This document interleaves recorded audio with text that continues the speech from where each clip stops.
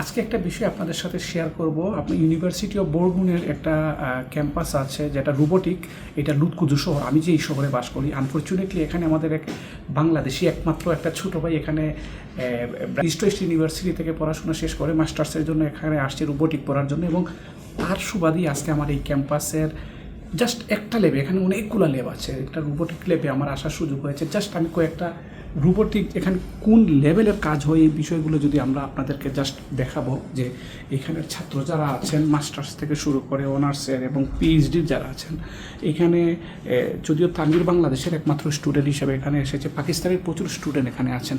আপনাদেরকে আরেকটা বিষয় একটু জানিয়ে রাখতে চাই যে ফ্রান্সের এডুকেশন সিস্টেম সম্পর্কে যদি আপনাদের ধারণা থাকে, এখানে কিন্তু আসলে টিউশন ফি লাগে না, টোটালি টিউশন ফি দিতে হয় না। যেমন আমাদের যারা দেখি বাংলাদেশের যে স্টুডেন্ট যারা আছেন, যারা বিভিন্ন দেশে যান, যারা ইংল্যান্ডে যান, যারা আমেরিকাতে যান বা অস্ট্রেলিয়াতে যারা গিয়ে থাকেন, তাদের কিন্তু প্রচুর পরিমাণে টিউশন ফি প্রদান করতে হয়। তো এখানে যেটা হয়, ফ্রান্সের এডুকেশন সিস্টেমটা এত ভালো, এখানে আসলে টিউশন ফি নেই, জাস্ট শুধু একটা ল্যাঙ্গুয়েজ ব্যারিয়ার থাকে।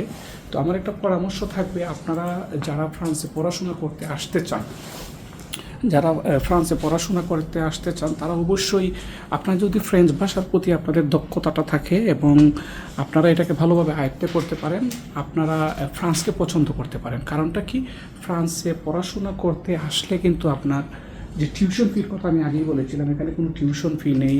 এখানে এর জন্য যেহেতু টিউশন ফি নেই, আইসা একমাত্র আপনি পড়াশোনার প্রতি একদম যে ফোকাস করা, এটা আসলে করা যায়। থাকা খাওয়ার খরচটাও আহামরি একটা খুব বেশি না।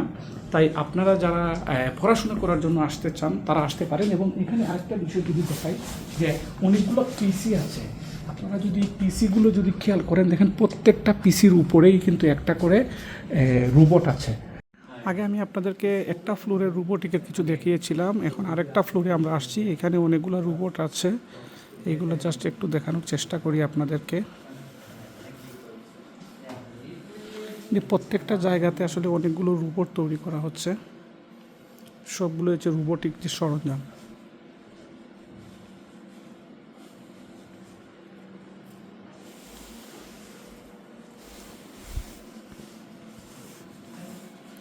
প্রত্যেকটা জায়গাতেই আলাদা আলাদা অনেক বড় বড় রোবট। এবং এখানে মূলত এই ল্যাবটাতে পিএইচডির স্টুডেন্ট যারা আছেন তারা মূলত পরীক্ষা নিরীক্ষা করে থাকেন বা এখানে তৈরি করে থাকেন। এখানে একটা অনেক বড় একটা রোবট আছে। মূলত একটা ফ্লোরে অনেকগুলা প্রজেক্ট, একটার পর একটা অনেকগুলো প্রজেক্ট আছে।